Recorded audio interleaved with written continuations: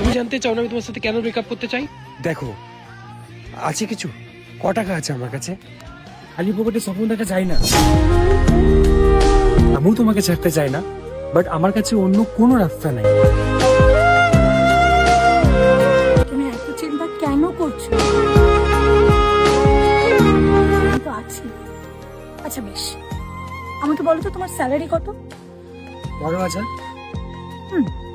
আমরা যদি একটা রুমেরও ঘর ভাড়া নিই আমাদের পড়বে 5,000, আর খাওয়া খরচা বাবদ আমাদের যদি 4,000 টাকায় আমাদের দুজনের হয়ে যায়, তারপরেও আমাদের কাছে 3,000 টাকা থাকবে।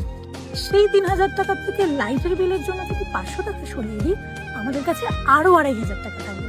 আর ওই 2,500 টাকা দিয়ে আমরা মাসে একবার কোথাও একটা ঘুরতে যাবো। তারপরেও তোমার কাছে 1,000 থেকে 1,500 টাকা আরামসে দেবে। আর তাতেও যদি না হয় আমি কোনো একটা কাজ করে দেবো। এতে আমার তো কোনো অসুবিধা নেই।